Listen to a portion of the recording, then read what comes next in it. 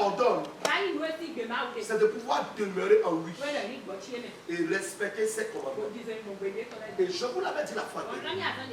J'ai dit, ce que j'avais dit la fois dernière, c'est ça que un Jean a ramené ici. Il a dit, celui qui garde ses commandements demeure en Dieu et Dieu en lui. Et nous connaissons qu'il demeure en nous par l'esprit qu'il nous a donné. Et maintenant, le livre de Romains dit, il dit la loi de l'esprit de vie en Jésus-Christ nous a affranchis de la loi du péché et de la mort. Alors qu'est-ce que je m'en vais dire par là? Accepter Jésus-Christ, demeurer dans la grâce, n'a pas effacé ou éliminé les 10 commandements. Jamais. Cela n'a pas effacé les 10 commandements. Donc dites que les 10 commandements c'est l'Ancien Testament. Les 10 commandements c'est le livre de Moïse. Et Jésus est venu avec la grâce. Les 10 commandements ne sont plus la mission. Dans les 10 commandements, Dieu dit à Moïse, honore ton père et ta mère. Maintenant quand Jésus est arrivé, quand est-ce que Jésus nous a dit, gifle ton père et ta mère? Jésus n'a jamais dit ça. Donc ce qui veut dire que Jésus est venu encore nous expliquer ce qu'est les 10 commandements, ce qu'est la volonté de Dieu pour notre vie. Donc si nous voulons demeurer en Jésus, pour porter beaucoup de fruits. Troisième chose, c'est de pouvoir faire quoi? Faire ce que Dieu ordonne. Quatrième chose, c'est persévérer dans la foi. Persévérer dans la foi. Persévérer dans la foi. Alléluia. Si vous voulez porter de fruits en Jésus, vous devez avoir de la persévérance de la foi. Persévère dans la foi. Persévère dans la foi. Persévère dans la foi. Persévère dans la foi. Quand on parle de la persévérance de la foi, cela veut dire ceci. Si ta foi n'a pas marché aujourd'hui, persévère, demain ça va marcher. Tu es là. Si ta foi n'a pas pu te donner ce que tu espérais aujourd'hui,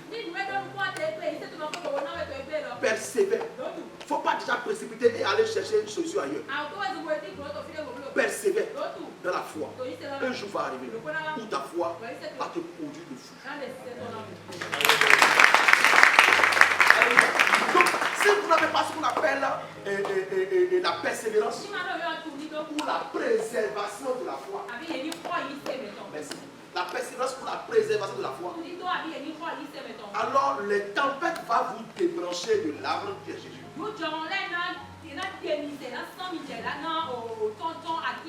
Les tempêtes vont t'enlever. Les problèmes vont t'enlever. La colère va t'enlever. Les mensonges vont t'enlever. L'orgueil va t'enlever. La fornication va t'enlever.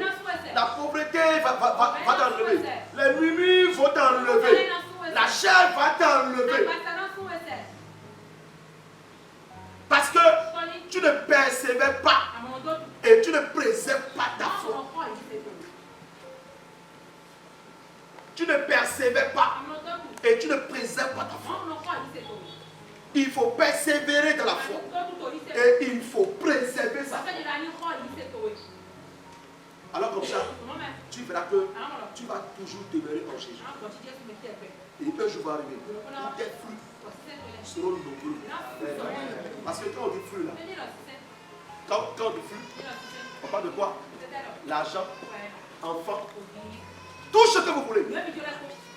Matériel, maison, ce sont des fruits. Tout ce que vous voulez. Quand on parle de fruits, alléluia. Tout ce que tu veux. Alléluia. Avec preuve. Sur la terre, il y a des différents fruits qui sont venus. C'est ça. C'est ça. Alléluia.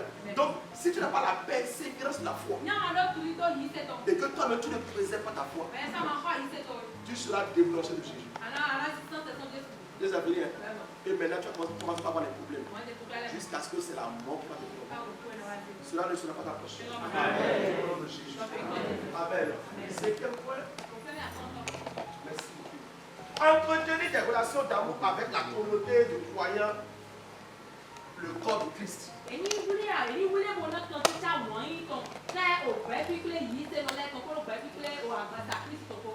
Alléluia. Entretenir des relations d'amour avec la communauté de croyants. Pourquoi? Parce que c'est Dieu qui a son église. Donc le peuple qui prie au nom de Jésus-Christ est un peuple dont Dieu fait. Tu es là. Tu dois manifester l'amour au milieu d'eux. Et tu dois garder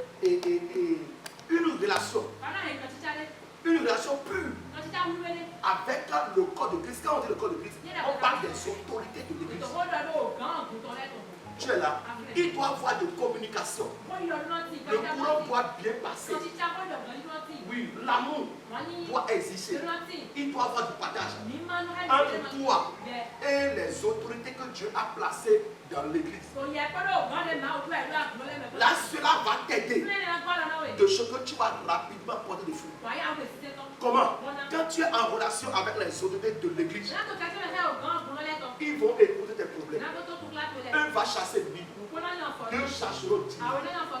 Alléluia. Ils vont commencer par t'aider dans leur prière jusqu'à ce que tu auras la solution de tes problèmes. Mais tu es venu dans l'église et maintenant il y a des problèmes, il y a des discordes entre toi et les autorités de l'église. Maintenant, qui Dieu veut utiliser pour régler ton problème?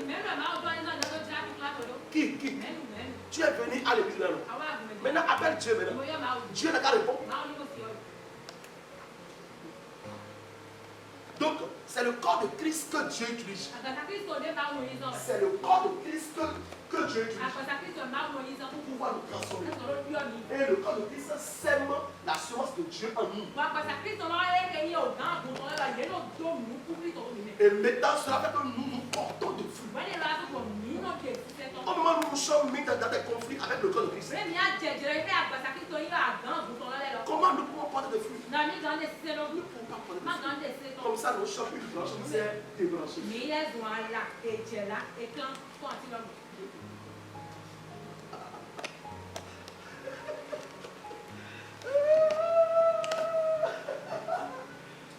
Parce que tu as pardonné. Par âme Jésus-Christ. Alléluia. Amen. Alors là, on va lire le verset 12.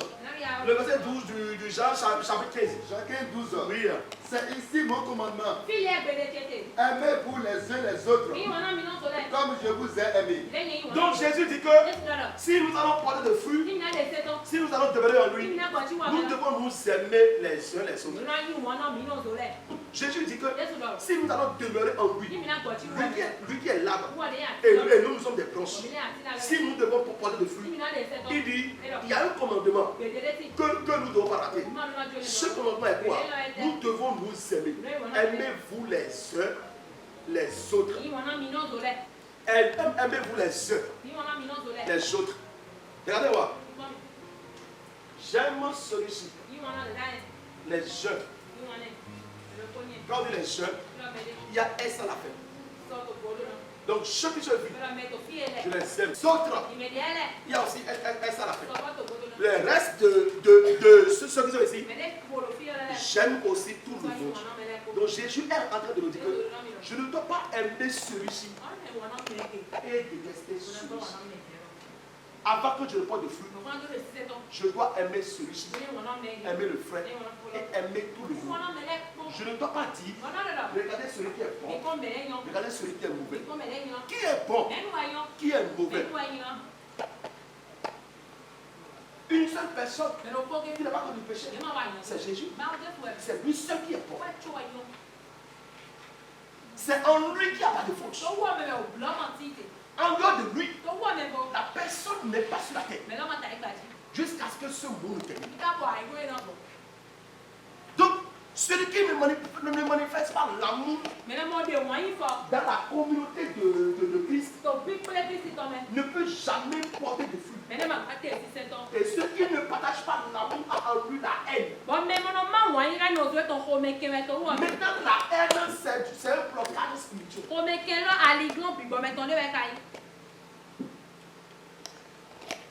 Donc Jésus dit, afin que vous allez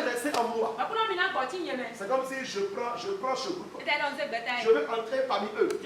Vous voyez? Maintenant, je suis arrivé. Et ils ont dit non. Ils ont dit, monsieur, si vous allez entrer ici, vous devez aimer ceux qui sont là-bas. Maintenant, moi, je dis, je veux entrer parmi vous. Mais je ne vais pas faire ce que vous avez dit. Est-ce qu'ils vont accepter? Ils vont accepter. Donc Jésus dit, tu as du mal à pouvoir aimer les gens. Et tu me dis, moi Jésus, que toi tu m'aimes. Tu ne m'aimes pas. Comment tu n'aimes pas celui que tu vois? Et moi Jésus que tu ne vois pas. Tu me dis que tu m'aimes. Ça c'est du mensonge. Ça c'est de l'hypocrisie. Jésus dit, oh, il dit tu ne m'aimes pas. Donc Jésus dit, c'est enfant que tu veux, c'est voyage, c'est maison, c'est véhicule. Aime ceux qui sont ici. Et aime aussi les qui sont là. Et quand j'ai fouillé dedans, j'ai vu que ce monsieur Jésus là, il est très intelligent. Comment? Si tu aimes ces personnes et tu aimes aussi ceux qui sont ici, Dieu peut susciter quelqu'un parmi eux pour pouvoir transformer ta vie. Donc tu as intérêt de pouvoir aimer les soeurs et les... Pourquoi? Parce que si Dieu veut se manifester, il va utiliser le corps humain. Dieu ne veut pas laisser les humains et aller prendre un animal. Mais non. Maintenant les humains que Dieu va utiliser pour toi, voilà maintenant que tu manifestes la haine avec eux. Dieu ne les salue pas. Maintenant Dieu veut te bénir. Le canal que Dieu veut utiliser. Toi tu as déjà détesté le canal. Maintenant par quel chemin Dieu va prendre maintenant pour pouvoir te transformer? C'est une question. C'est pourquoi il dit que nous devons nous aimer. Moi, l'église là, il y a certaines personnes là, je n'aime même pas les quêtes. C'est que toi, tu n'as pas créé. Tu dis que tu n'es pas ta tête. Alors que ce n'est pas toi qui as créé la chose. D'abord, on ne se moque pas d'une créature de Dieu. C'est le péché. Jésus a dit quoi? Que celui qui n'a jamais péché parmi vous, il va prendre une pierre et la jeter. Et on n'a pas vu personne. Alléluia.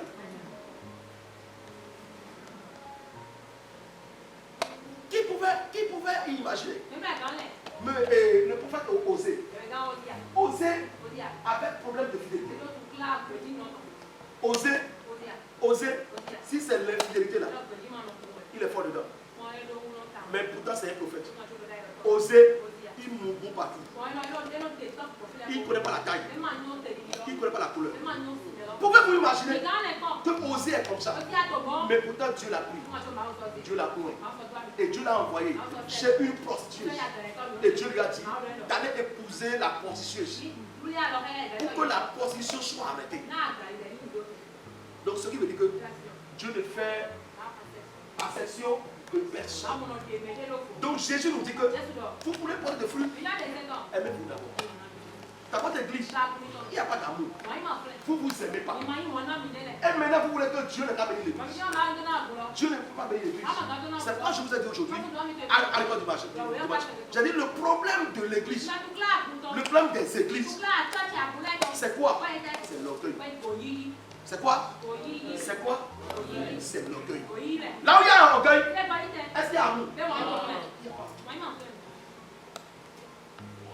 Il n'y a pas. Non, acclame mon Jésus.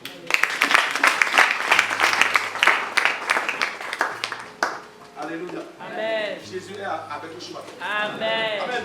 Donc porter de fruits ne signifie pas seulement de gagner des âmes pour Christ.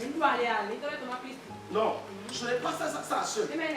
Non, mais porter de fruits, cela signifie d'avoir la vie de prière. Merci beaucoup. D'avoir la joie et aussi manifester l'amour. La vie de prière, la joie et l'amour. Quelqu'un dit Amen. Amen. Lisons Galates chapitre 7, verset 22. Galates 5, 22, merci. Mais le fruit de l'esprit, c'est l'amour, la joie, la paix, la patience, la beauté, la bénité, la fidélité, la douceur, la tempérance.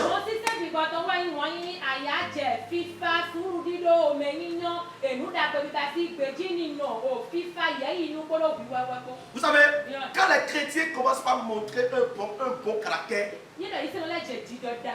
cela honore Dieu. Cela honore Dieu. Et Dieu descend dans ce peuple. Et il se manifeste puissamment. Donne-moi Amen. Alors Jésus est l'arbre raciné en Dieu. Merci.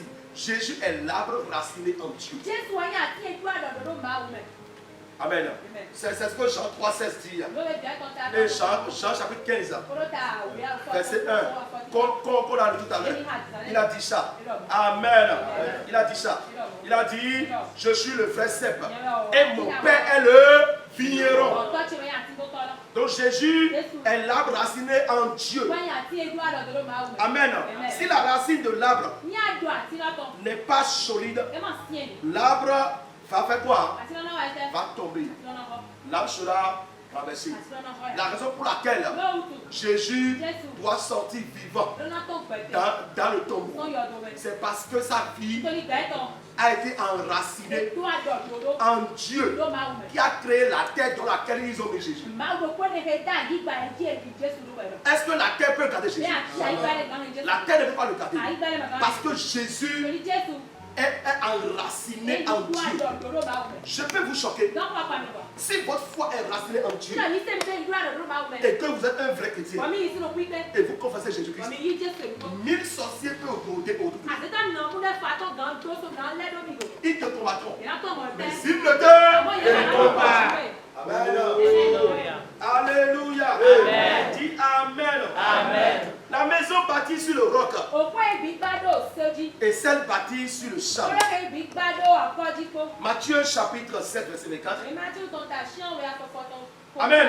C'est pourquoi quiconque entend ces paroles que je dis et les met en pratique sera semblable à un homme prudent qui a bâti sa maison sur le roc. Saint-Esprit, merci parce que tu l'amènes. La pluie est tombée, les torrents sont venus, les vents ont soufflé et se sont jetés contre cette maison. Elle n'est point tombée parce qu'elle était fondée sur le roc. Alléluia. Mais quiconque entend ces paroles que je dis et ne les met pas en pratique sera semblable à un homme insensé qui a bâti sa maison sur le sable. Waouh. Alléluia. Dis Amen. La pluie est tombée. Les torrents sont venus. Les vents ont soufflé et ont battu cette maison. Elle est tombée et sa ruine a été grande. Alléluia. Dis Amen. Mes chers, Jésus dit, il nous a parlé de la maison qui a été bâtie sur le roc et celle qui a été bâtie sur le sable. Quand on parle de maison, on parle de notre vie. On parle du mariage. Alléluia. On parle des projets. On parle de voyage. On parle de société. On parle de beaucoup de choses qui nous tiennent à cœur. Beaucoup de choses qui nous tiennent à cœur. Quand on parle de maison, on ne parle pas seulement des 4 murs. Non, on parle de foyer. Alléluia. On parle de foyer. Dis Amen. Je vais vous montrer ça. Aidez-moi, aidez-moi. Regardez-moi très bien. Ici, nous avons ce qu'on appelle des maisons ici. Vous voyez? Des maisons. Nous avons matériel. Matériel. Quand on dit matériel, cela peut être une maison, véhicule, moto, oui, et portable, télévision. Voilà. Les divans, frigo, gaz, voilà. Matériel, ordinateur. C'est une maison. Mariage, c'est une maison. Intellectualisme, c'est une maison. Activité, c'est une maison. L'argent, c'est une maison. Vous êtes là? Maintenant, Jésus dit, il dit qu'une maison qui n'a pas été bâtie sur un roc, il dit, quand le vent va souffler, la maison va tomber. Ce roc-là, c'est quoi? C'est la parole. C'est la parole. La parole de Jésus. La parole de Jésus est Jésus. Et la parole est quoi? La parole est esprit. Quand on parle d'esprit, on parle de la spiritualité. Spiritualité. Toute personne, il n'est pas spirituel. Regardez, et il possède ma prière. Il possède le mariage. Il est intellectuel. Il a activité. Il a l'argent. Jésus dit ceci. Tu as toutes ces choses. Mais tu n'as pas la parole. Tu as toutes ces choses. Mais tu n'es pas un homme spirituel. Jésus dit, quand le vent va souffler, regarde ce qui va se passer. Le vent souffle.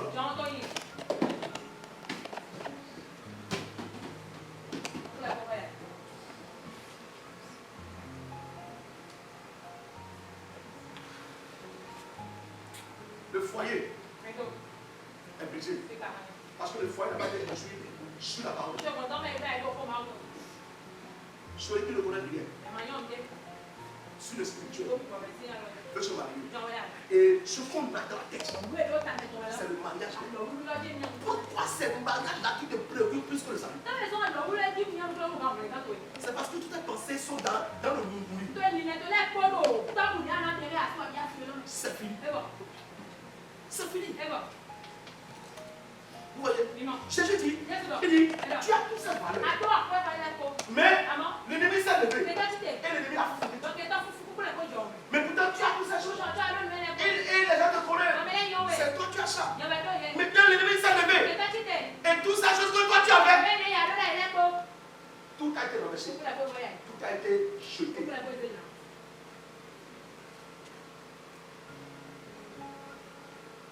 Alléluia. Alors, qu'est-ce que nous devons faire pour pouvoir garder cette valeur que Dieu nous a donnée? Nous devons avoir de la vie spirituelle. Alléluia. Mais quel genre de la vie spirituelle? Quel genre de vie spirituelle nous devons avoir? Que tu devais avoir. Toi, tu as commencé l'église. 3 mois après, 1 an après, 3 ans après, tu as dit que ce que je voudrais en venant à l'église là, je n'ai pas trouvé ça. C'est pourquoi j'ai quitté. Quand même je vais trop à l'église. C'est parce que ton spirituel est comme ça. Maintenant, comment est-ce que, avec cette petite boîte, on veut bâtir toutes ces valeurs? C'est ça. Ça peut tenir? On va essayer. Voilà. Ça commence. Viens. Avec ça. Regardez. Ceux qui vont à l'église une fois par semaine. Ceux qui vont à l'église une fois par mois. Regardez votre vie.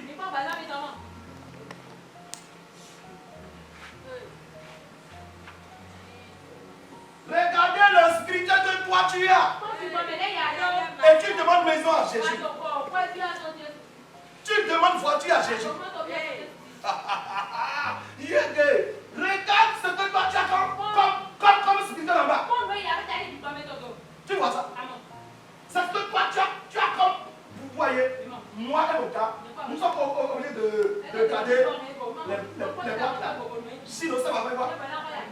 Vous voyez? Regardez ton spirituel et tu demandes le mariage. Regardez ton spirituel et tu demandes le matériel. Seigneur, donne-moi un jet privé. Seigneur, donne-moi un véhicule. Tu vas conduire le véhicule. Et c'est le même véhicule qui va pas le tuer. Pourquoi? Parce que quand l'accident est devant et que Dieu montre ça dans le spirituel, tu n'as pas encore le niveau qui constate que Dieu est en train de dire qu'il y a l'accident devant toi. Et maintenant tu demandes le véhicule. Quand tu n'as pas ce niveau, et maintenant tu as pris le véhicule et tu es entré dedans et que tu as demandé le véhicule, qu'est-ce qui va t'arriver? L'accident.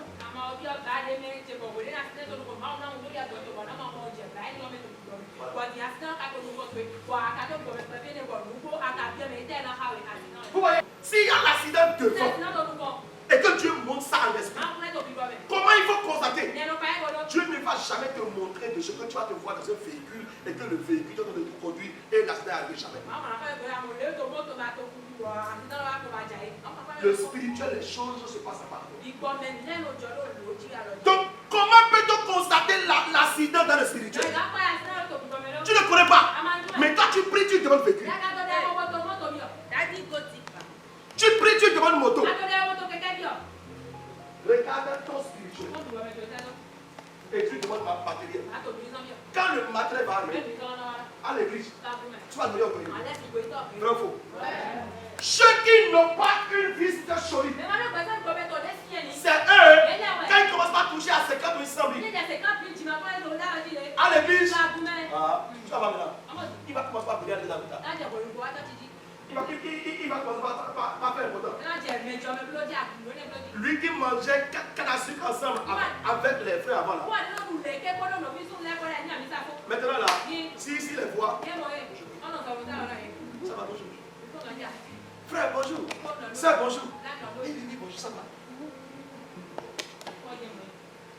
Celui qui n'a pas une vie spirituelle solide, si le matériel vient dans sa main, il sera forcément orgueilleux. Il sera forcément orgueilleux. Il sera forcément orgueilleux. Parce que ce qui fera que tu ne seras pas orgueilleux, c'est quand tu as une vie spirituelle solide. Et celui qui a une vie spirituelle solide, c'est quelqu'un qui est rempli par la parole de Jésus. C'est quelqu'un qui connaît aimez-vous les uns les autres. Vous voyez? Deuxième chose, si le matériel arrive, il va quitter l'église. Je vous dis la vérité. Quand il va faire une erreur et que les autorités vont vouloir lui parler. Si je ne sais pas Dieu, je vais le servir à Dieu. Tu n'as pas encore le spirituel qui peut garder ce que tu demandes. Deuxième chose, tu n'as pas encore le spirituel qui peut tenir ce que tu t'es engagé. Tu as mis ta tête dans quelque chose. Donc tu n'as pas encore une vie spirituelle solide qui peut gérer ça. Là maintenant la chose va t'amener et tu vas commencer à manifester l'orgueil. La chose va t'amener, tu vas commencer à accuser les frères et sœurs. Quand tu seras dans l'erreur, et si on te dit que tu es en erreur, tu ne vas jamais reconnaître. Parce que ce que tu possèdes comme matériel est en train de te prendre. En ce moment, quand tu as vécu 4x4, 9, ce pasteur, lui maintenant il n'a pas de véhicule. Maintenant il va danger devant toi. Maintenant il est venu vers toi. Il a dit frère, je vais vous dire de faire doucement. Quand j'ai vu le danger, c'est comme si vous êtes en colère contre quelqu'un. Et Dieu va dire de vous dire. Le frère dit, ah non, laissez-vous connaître. Moi, tout à pied. Moi, là, tout à pied. Et moi aussi, Dieu me parle. S'il y a quelque chose là, Dieu va me dire. Dieu me parle. Vous voyez? Parce qu'il a le matériel. Lui, il a vécu. Et ce frère a le vécu. C'est pourquoi il a considéré comme quelqu'un que Dieu ne peut pas utiliser pour parler à lui qui a le matériel. C'est ce que le matériel fait. Le matériel n'est pas mauvais. Mais si vous n'avez pas une vie spirituelle dosée qui peut garder ce matériel va vous ôter de la présence de Dieu.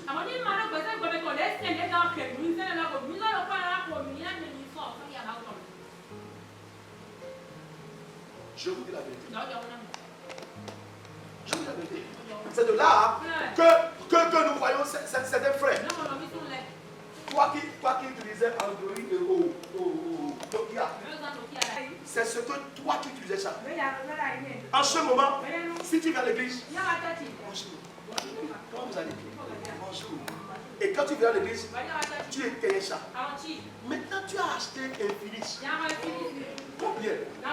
60 000, 70 000. Et maintenant, tu es venu à l'église.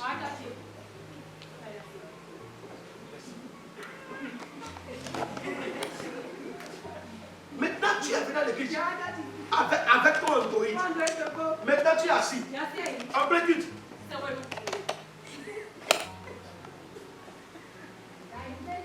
Avant là, est-ce que tu peux faire sortir ça là?